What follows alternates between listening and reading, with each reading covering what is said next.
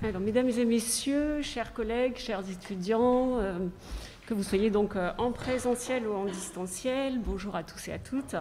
Je tiens avant toute chose à remercier mon collègue Charles Froger de m'avoir proposé cette intervention sur les relations en fait, entre le droit du travail et la fonction publique. Alors, de Nouvelle-Calédonie en Nouvelle-Calédonie, on va voir en fonction des propos, cela va évoluer, au regard surtout donc, de cette réforme qui a été adoptée en 2021. J'ai envie de dire peut-être enfin, et Charles il faisait référence tout à l'heure, il y a quand même eu un petit temps de gestation. Et finalement, cette conférence, eh bien, ça a été l'occasion pour moi de faire le point sur ces questions et de constater que finalement, comme l'indique l'ouvrage d'un collègue métropolitain de droit du travail, le droit du travail est un droit vivant et telle une espèce invasive, eh bien, finalement, ce droit du travail se retrouve malgré tout dans la fonction publique, notamment de Nouvelle-Calédonie, notamment vis-à-vis des contractuels, alors même que l'on a essayé de s'en débarrasser.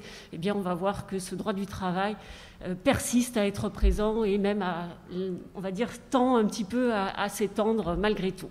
Alors, je vais commencer tout de suite parce que je sais que le temps est compté. L'introduction de mon collègue a permis de finalement peut-être me faire gagner quelques minutes, puisque l'état du droit avant la réforme de 2021, c'était un statut donc, des contractuels de la fonction publique de Nouvelle-Calédonie, soumis au droit du travail. Donc le PowerPoint est assez complet, mais je vais l'évoquer de cette façon-là, ça permettra d'avoir un support assez exhaustif. Et les contractuels donc n'étaient pas exclus du champ d'application du Code du travail et de fait étaient soumis donc au droit du travail et avaient un statut de salarié. Jusqu'à la question prioritaire de constitutionnalité de 2011, on avait un article du Code du travail qui excluait les contractuels de la fonction publique, alors État, Nouvelle-Calédonie, province, commune et établissements publics administratifs, de l'application des relations collectives de travail. Donc, suite à cette QPC du 9 décembre 2011, eh bien, il y a eu une censure opérée par le Conseil constitutionnel au titre donc, du non-respect de la liberté syndicale et du principe de participation. Et la censure a été reportée au 1er janvier 2013, ce qui permettait finalement à la Nouvelle-Calédonie et au Congrès de la Nouvelle-Calédonie de choisir entre adopter une réforme du statut de la fonction publique de Nouvelle-Calédonie ou alors finalement eh bien, de choisir délibérément de laisser appliquer l'ensemble des dispositions, notamment donc celles relatives aux relations collectives, à tous les contractuels de la fonction publique en Nouvelle-Calédonie. Alors le choix a été fait de faire une réforme, mais cette réforme entre 2011 et 2021, il y a quand même eu 10 ans. Alors les objectifs de cette réforme de la loi du pays de 2021, pour ce qui m'intéresse en tous les cas, c'est l'harmonisation donc, des statuts de la fonction publique, dont mon collègue a fait part tout à l'heure. Ça a été également l'occasion, à travers donc, notamment le droit syndical, de mettre en place un dialogue social pour tous, c'est-à-dire à la fois pour les fonctionnaires, mais aussi pour les agents contractuels. Et bien évidemment, à la lueur de ce que je viens de dire à l'instant, de sortir de cette situation inextricable qui découlait donc de la décision du Conseil constitutionnel suite à la QPC de 2011. Par ailleurs, il y avait, et ça ressort pas mal des débats au Congrès de la Nouvelle-Calédonie, il y avait aussi une menace des organisations syndicales d'agir en justice de façon à ce que la décision du Conseil constitutionnel soit pleinement effective et que donc on mette en place l'ensemble des représentants du personnel dans les administrations qui remplissaient ou qui avaient les effectifs des contractuels requis et notamment donc le déploiement, c'était surtout ce qui faisait peur, des comités d'entreprise et des CHSCT de droit privé. Voilà un petit peu l'état de l'objectif de cette réforme. Alors l'objet de la réforme, eh bien, la fusion des fonctions publiques, je n'y reviens pas et ça sera évoqué plus longuement par mes collègues publicistes et puis par la table ronde. L'exclusion donc des contractuels du champ d'application du Code du travail et la refonte des instances de dialogue social dans la fonction publique. Alors les constats de cette réforme, et c'est ce qui va animer mon propos, c'est tout d'abord donc ce que je vous disais en introduction, le droit du travail des relations collectives eh bien, continue de s'inviter dans la fonction publique. Alors de deux manières. La première manière, c'est que finalement cette réforme de la fonction publique, elle a quand même un air de droit du travail, c'est-à-dire que l'on va retrouver des instances représentatives du personnel, des concepts de droit du travail qui finalement ont imprégné la réforme de la fonction publique. Et au-delà de ça, eh bien, on a un code du travail de la Nouvelle-Calédonie, qui continue à s'inviter dans les relations de droit public. Et on va voir donc que ce code du travail joue encore le cheval de Troie. Tout d'abord, donc, concernant cette influence, cette empreinte du droit du travail dans le droit de la fonction publique rénové de la Nouvelle-Calédonie, eh bien, on le retrouve à deux niveaux. Tout d'abord, au niveau donc, des instances représentatives du personnel, et ensuite, au niveau donc, de dispositifs qui finalement sont des dispositifs classiques du droit du travail que l'on va retrouver désormais dans la fonction publique. Alors, s'agissant tout d'abord de cette représentation du personnel, eh bien, on a une représentation désormais de tous les agents, qu'il s'agisse donc des fonctionnaires ou des contractuels dans la fonction publique et notamment donc dans les CTP, les comités techniques paritaires. La loi du pays de 2021, et donc je passe les étapes sur les assises, sur tout ce que l'on voulait faire, a réformé les CTP, les comités techniques paritaires, et désormais, finalement, les missions qui sont confiées à ces CTP, si vous me permettez l'acronyme, sont véritablement apparentées à celles que l'on retrouve en droit du travail, donc de manière classique dans les entreprises privées. Donc il y a une très forte imprégnation du droit du travail, et je vais vous donner juste quelques exemples très précis, mais qui vont vous permettre de vous en rendre compte. Par exemple, donc, au niveau des attributions, eh bien, on a ajouté des missions au CTP qui sont des missions, et je vais le redire encore, classiques des délégués du personnel et des membres du CHSCT. Par exemple, on a ajouté le fait que les CTP pouvaient être saisis de toute question d'ordre collectif. Alors ça, c'est véritablement le type de disposition classique que l'on retrouve dans le Code du travail à propos des délégués du personnel en particulier. La réforme a ajouté le terme de conditions de travail. Alors le terme de conditions de travail, les travaillistes, on adore ce terme-là, tout simplement parce qu'il nous permet d'ajouter tout ce que l'on veut et de rendre les représentants du personnel, et en particulier le comité d'entreprise, compétents, donc information et consultation obligatoires dès lors que cela rentre dans les conditions de travail. Conditions de travail, c'est une notion à contenu variable qui est infinie, et donc vous pouvez y mettre durée, aménagement du temps de travail, l'ambiance de travail, les locaux, le harcèlement, vous pouvez tout y mettre. Donc c'est fabuleux pour les travaillistes, ça donne toujours une compétence aux représentants du personnel. Désormais, les CTP se voient également attribuer cette compétence. Bon courage. Je continue. Dernier exemple, mise en place du droit d'alerte et d'enquête au bénéfice des CTP. Alors là, on est aussi sur une mission traditionnelle qui incombe aux délégués du personnel à chaque fois que l'on a donc ce droit d'alerte de l'employeur pour des faits particuliers au sein de l'entreprise, et notamment sur l'ambiance et les conditions de travail. Cette empreinte, on la retrouve en particulier donc chez les contractuels dans les CTP, puisque désormais les contractuels vont bénéficier d'une représentation dans les CTP à l'image finalement des délégués du personnel. Donc on a toujours cet alignement des missions des représentants, des délégués, des contractuels par rapport aux missions classiques des délégués du personnel du droit du travail. Et là aussi, on retrouve exactement les mêmes dispositions dans la loi du pays réformée, dans la réforme de la fonction publique et dans le Code du travail. Donc, de manière classique, les délégués du personnel présentent les réclamations individuelles ou collectives relatives aux conditions de travail. Le travailliste est très à l'aise avec toutes ces notions que vous avez désormais donc, dans le cadre de la fonction publique. Le contrôle du respect de l'obligation de reclassement en cas d'inaptitude.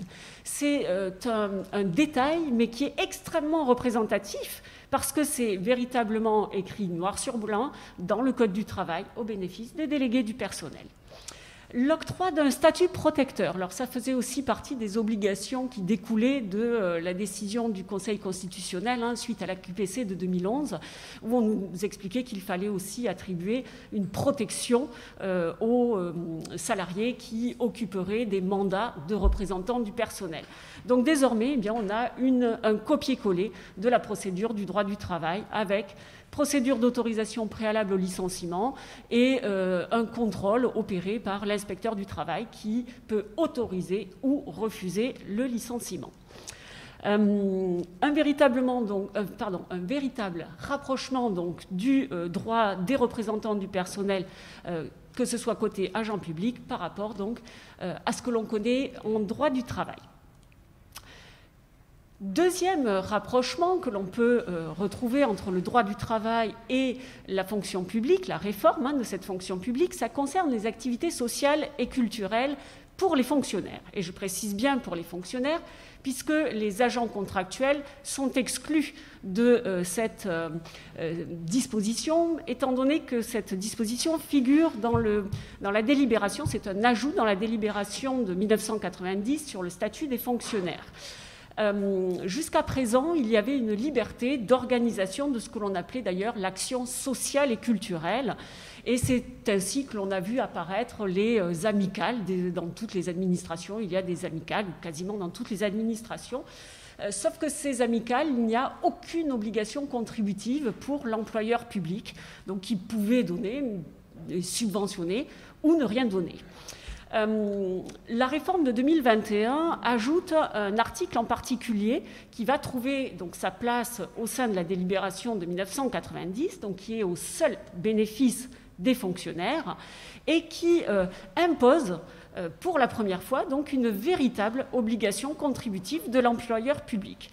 La difficulté, et je l'ai effacé par manque de temps, la difficulté c'est que les amicales au jour d'aujourd'hui distribue en gros l'activité sociale et culturelle à l'ensemble des agents, qu'ils soient contractuels ou qu'ils soient fonctionnaires. Désormais, avec l'obligation contributive, il est impossible que cette subvention qui n'est allouée par l'employeur public qu'au bénéfice des fonctionnaires puisse servir à l'activité sociale ou aux activités sociales et culturelles des contractuels, ce qui nécessitera pour les amicales, puisque la gestion peut toujours être déléguée, d'avoir des subventions, ou en tous les cas un financement qui sera spécifique et détaché du financement octroyé par l'employeur public pour toujours conserver le bénéfice des activités sociales et culturelles aux contractuels de l'administration. Les compétences, donc, les activités sociales et culturelles, en quoi ça nous intéresse par rapport au droit du travail? Eh bien parce que c'est une compétence qui revient au comité d'entreprise et il y a là aussi une subvention obligatoire de la part de l'employeur dès lors qu'un comité d'entreprise est en place dans une entreprise privée. Voilà sur ce premier aspect. Le deuxième aspect d'une sorte de copier-coller du droit du travail que l'on retrouve dans la fonction publique, c'est l'introduction d'une notion clé qu'évoquait Charles tout à l'heure lorsqu'il parlait de la réforme du droit syndical, c'est l'introduction de la notion de représentativité syndicale dans la fonction publique, notion qui n'existait pas, donc c'est un véritable changement de paradigme. En revanche, il y a une parfaite adéquation entre le droit du travail désormais et la fonction publique à cet égard. Alors, qu'est-ce qu'on retrouve sur la représentativité et qui est extrêmement commun? Eh bien, peut-être pour comprendre mieux les choses, c'est que la légitimité syndicale avant la réforme, elle découlait d'une simple déclaration d'existence du syndicat.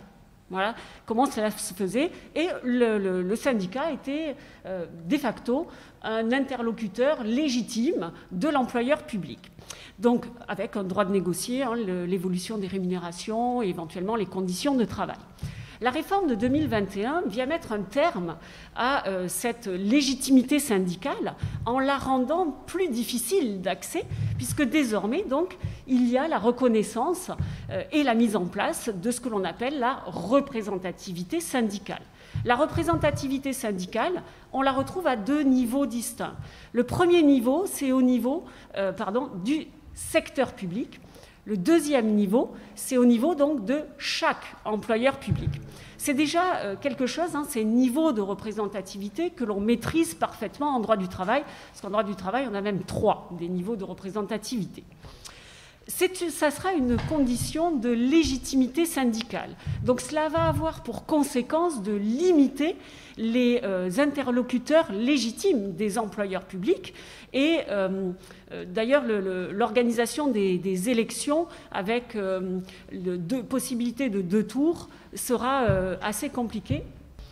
Donc sur les critères de la représentativité, là aussi on a des éléments communs entre le droit du travail et la fonction publique, puisque désormais il faudra que le syndicat ait une ancienneté minimale de 2 ans et qu'il remplisse, comme en droit du travail, un critère d'audience électorale, c'est-à-dire qu'il doit avoir un certain pourcentage de suffrages exprimés en sa faveur aux élections professionnelles pour pouvoir prétendre à la représentativité. Donc c'était exactement les mêmes notions en droit du travail et en droit de la fonction publique. Les pourcentages varient en fonction du niveau de représentativité exigé. Les effets de la représentativité sont là aussi les mêmes, qu'il s'agisse du droit du travail ou de la fonction publique, puisque désormais la réforme va conditionner l'octroi de moyens, que ce soit donc des droits ou des moyens d'ailleurs en termes de locaux, en termes d'heures de délégation, au fait que le syndicat obtienne ou non sa représentativité. Et c'est le cas aussi en droit du travail. Un syndicat non représentatif n'a pas de droit particulier, n'a pas de moyens particuliers. C'est l'obtention de la représentativité qui va ouvrir cette possibilité et ces droits pour les syndicats. Désormais, même chose donc dans la fonction publique. Le gros avantage, c'est ce monopole de présentation des candidats au premier tour des élections professionnelles qui est prévu dans un des projets de délibération. Et ce monopole veut dire que les syndicats non représentatifs ne pourront pas donc présenter des listes au premier tour. La difficulté et la différence pour le coup entre le droit du travail et la fonction publique, c'est que dans la fonction publique, le second tour n'est organisé que s'il n'y a pas eu de candidat ou s'il n'y a pas eu de quorum. Et par conséquent, cela va avoir nécessairement un impact sur la possibilité des syndicats non représentatifs à pouvoir obtenir leur représentativité. Et là, nécessairement, ça va non seulement limiter le nombre d'acteurs légitimes, de syndicats légitimes, mais aussi créer un très fort handicap pour les syndicats non représentatifs aux premières élections qui vont avoir lieu sur les CTP rénovés. L'octroi donc de moyens aux seuls syndicats représentatifs, comme en droit du travail. Alors on voit, je vous mets le local syndical, les réunions au sein de l'administration, on connaît tout ça aussi en droit du travail. Les autorisations spéciales d'absence qui jusque-là étaient accordées à tous les syndicats, désormais c'est la condition de représentativité qui déclenchera ou non ces autorisations d'absence. Et c'est exactement ce que l'on retrouve en droit du travail à travers les heures de délégation. Voilà sur cette imprégnation, finalement, cette forte imprégnation en termes de fond de la réforme de la fonction publique par rapport au droit du travail existant. La deuxième partie concerne plus précisément le fait que le droit du travail va continuer à s'inviter chez certains employeurs publics en Nouvelle-Calédonie. Et oui, puisqu'il va y avoir, de par l'impossibilité de la loi du pays à avoir un champ d'application exhaustif, embrassant l'ensemble des employeurs publics présents sur le territoire de la Nouvelle-Calédonie, eh bien cela va pérenniser les institutions représentatives du personnel dans l'entreprise. Et je dirais même plus, eh bien, il va falloir déployer l'intégralité des représentants du personnel et notamment déployer l'intégralité des relations collectives, ce qui amène à parler de la négociation collective et des conventions et des accords collectifs de droit privé chez des employeurs publics.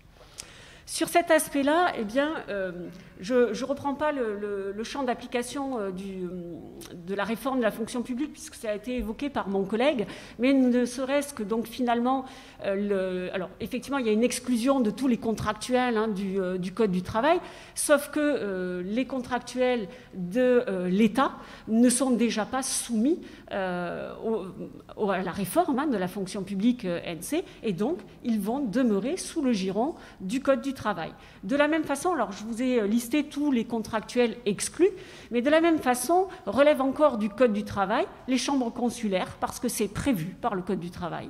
Relève encore, donc l'État, je vous l'ai indiqué, et relève également les EPIC du Code du travail, donc les établissements publics industriels et commerciaux, tout simplement parce qu'ils ne font pas partie de l'exclusion. Et les autorités administratives indépendantes ont échappé au Code du travail uniquement par une intervention judicieuse lors des débats au Congrès sur l'adoption de la loi du pays. Alors le maintien et les effets le maintien et le déploiement des représentants du personnel, c'est l'effet de la QPC. Donc là, finalement, chez ces employeurs publics qui vont encore devoir appliquer pour leurs contractuels le Code du travail, eh bien, ils vont appliquer toutes les relations collectives de ce Code du travail. Alors, qu'est-ce que cela va faire? Eh bien, ça veut dire qu'il faut organiser chez tous ces employeurs publics, ça représente quand même une vingtaine d'employeurs publics. Il va falloir donc organiser les élections des représentants du personnel. Alors, certains l'ont déjà fait, d'autres vont devoir les déployer et vont devoir toutes les déployer, y compris les comités d'entreprise et les CHSCT du droit privé, pas ceux de la fonction publique, qui viennent s'ajouter. Donc certains connaissent déjà, je vous ai cité quelques EPIC notamment qui ont déjà mis en place des comités d'entreprise. Je vais juste m'arrêter 2 secondes pour faire entrer tout le monde. Et pardon, du coup j'en ai perdu le fil, mais je vais y retrouver. Oui, et donc il va y avoir toutes les obligations qui sont liées au fonctionnement de ces représentants du personnel. Qu'est-ce que cela implique? Eh bien, ça implique des réunions mensuelles, que ce soit pour les délégués du personnel ou pour les comités d'entreprise. Réunions qui doivent demeurer distinctes. Donc vous multipliez par 2 le nombre de réunions lorsque vous avez CE et délégués du personnel. Juste par comparaison, c'est 2 réunions seulement par an pour les CTP. Donc là, sacré travail en perspective. Les obligations d'information et de consultation de ces représentants du personnel, qui sont à la fois, ces obligations, elles sont à la fois périodiques et ponctuelles, à chaque renouvellement, à chaque élection, mais aussi une fois par an, tous les 3 mois, à chaque fois que j'ai un nouveau projet, etc., etc. Donc là, par rapport à l'obligation qui existe au niveau des CTP, on a une obligation d'information et de consultation de ces représentants du personnel de droit privé qui est beaucoup plus importante. L'impact financier est lui aussi important. Pourquoi? Parce que vous avez un nombre d'élus qui dépend de l'effectif de l'employeur public qu'emploie l'employeur public. Donc il y a aussi ce bénéfice du crédit d'heures de délégation qui est mensuel. À titre d'exemple, 15 heures par mois pour les DP, 20 heures par mois pour le comité d'entreprise. Le CHSCT a aussi des heures de délégation, mais c'est quasiment rien du tout, donc je ne les évoque même pas. Et puis le budget du comité d'entreprise. Pour le coup, je vous avais dit que c'était similaire à cette obligation contributive entre désormais la fonction publique et le droit du travail. En droit du travail, on a déjà des pourcentages. Et donc le montant, c'est une double subvention. Subvention de fonctionnement de 0,2% de la masse salariale nette, bien sûr que des contractuels, de l'année précédente. Les activités sociales et culturelles, 0,8% de cette même masse salariale. Les cas de recours légaux aux experts, le comité d'entreprise notamment, mais aussi les CHSCT peuvent recourir de manière récurrente, dans des cas qui sont prévus par le Code du travail, à des experts. Alors en soi, très bien, puisqu'ils ont des budgets, donc ils peuvent le financer, mais il y a aussi un certain nombre d'experts qui doivent être financés par l'entreprise, donc en l'occurrence par l'employeur public. Et là, sur cette question-là, eh bien, il y en a un certain nombre chaque année, c'est un expert comptable, enfin on peut en additionner un certain nombre. C'est la question de la prévisibilité du budget de la fonction publique qui se pose réellement alors. Les conséquences matérielles, mise à disposition de locaux qui sont aménagés. Les conséquences juridiques, eh bien, on ne peut pas fusionner tous ces représentants du personnel. Il va falloir les mettre en place tous et ils vont se juxtaposer. Donc ça va multiplier les réunions.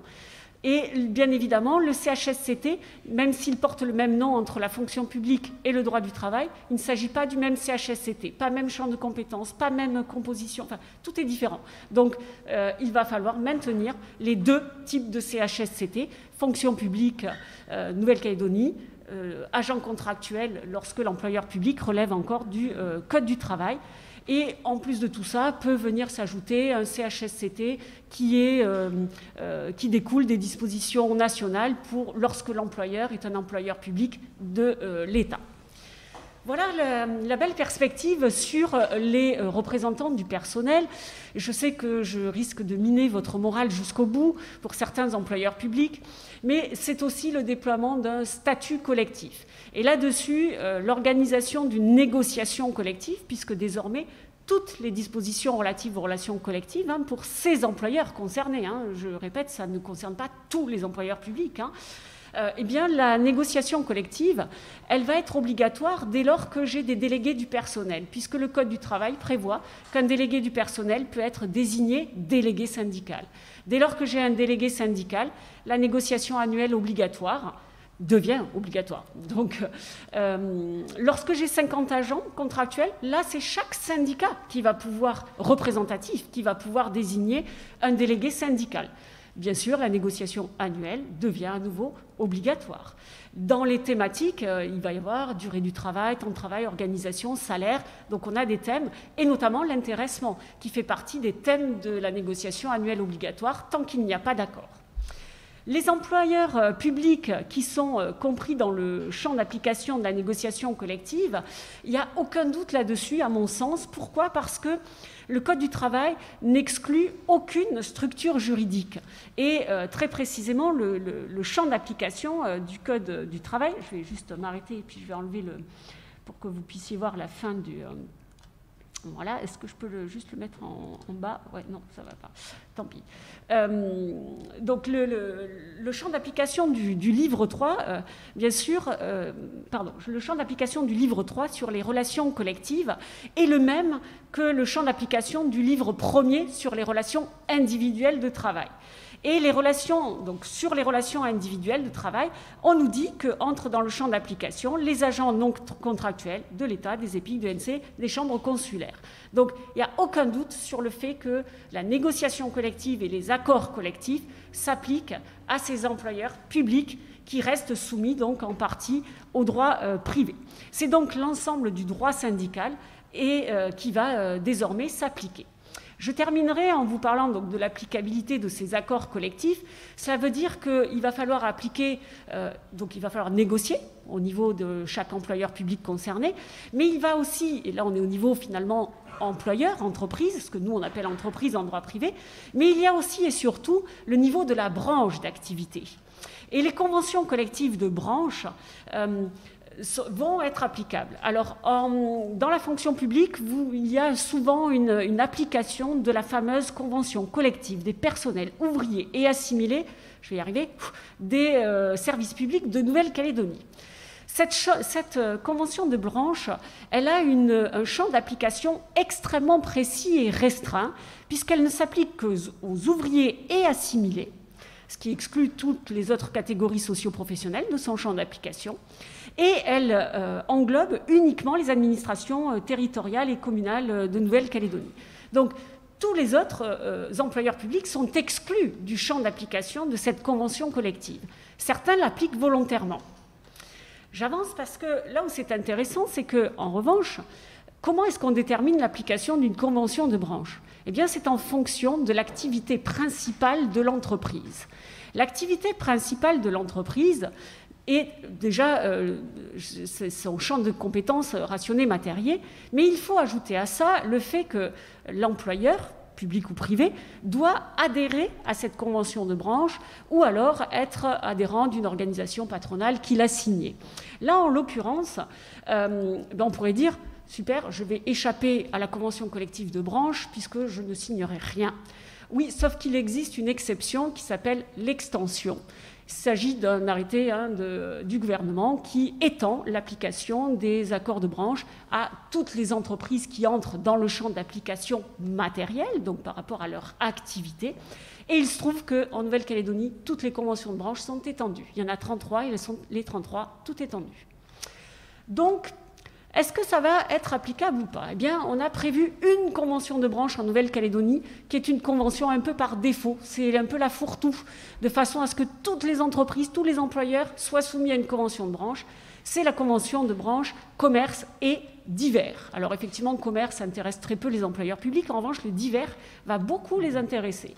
Puisque les divers, eh bien, dans divers, lorsqu'on regarde les activités qui entrent dans divers, on a par exemple transport, entrepôt, recherche, organismes financiers, services divers. Je vous liste un petit peu tous ceux qui rentrent dedans. Et qui sont des employeurs publics qui restent soumis au droit privé. Le champ d'application, parce que j'ai eu des discussions avec des juristes dans les entreprises publiques qui me disaient « Oui, mais non, mais nous, on ne sera pas soumis à la convention collective de branche et divers parce qu'en fait, on n'est pas une entreprise. » Oui, très bien. Sauf que le champ d'application de cette convention branchée divers nous dit « société et entreprise qui relèvent des secteurs d'activité précités, donc entrepôt, recherche, etc. » Mais il y en a 300 des activités là-dedans. Et l'article 2 dit « entre dans le présent champ d'application les employeurs dont l'activité principale exercée entre dans le classement de l'une des activités énumérées précédemment. » Donc il n'y a aucune distinction entre les employeurs publics et privés, et la convention collective de branche du commerce est bien applicable. Je terminerai en vous disant que, par conséquent, eh bien, il va falloir l'appliquer, cette convention collective du commerce, et elle couvre un champ d'application plus large, c'est-à-dire qu'elle va s'appliquer à tous les employeurs publics, sauf lorsqu'il y aura un accord conclu au niveau de l'employeur public qui s'avérera plus favorable. C'est ce que l'on appelle chez nous le principe de faveur. Quand je dis chez nous, c'est en droit du travail. Vous avez bien compris que je n'étais pas publiciste. C'est un principe de valeur législative, donc il faudrait une nouvelle loi du pays pour écarter l'application de ce principe de faveur.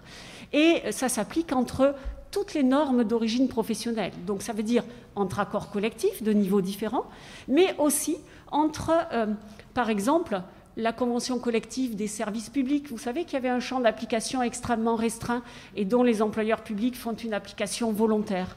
À partir du moment où on en fait une application volontaire, eh bien, on va en appliquer que les dispositions les plus favorables. Mais elle va demeurer applicable au titre de la volonté de l'employeur public de l'appliquer. Et j'en ai terminé là-dessus, sans compter que l'employeur public peut adopter ses propres statuts par délibération de conseil d'administration et autres. Et par conséquent, ça peut encore venir s'ajouter. Donc on a un imbroglio juridique, là aussi, parce qu'il va falloir déterminer quelle est la norme la plus favorable. J'en ai terminé.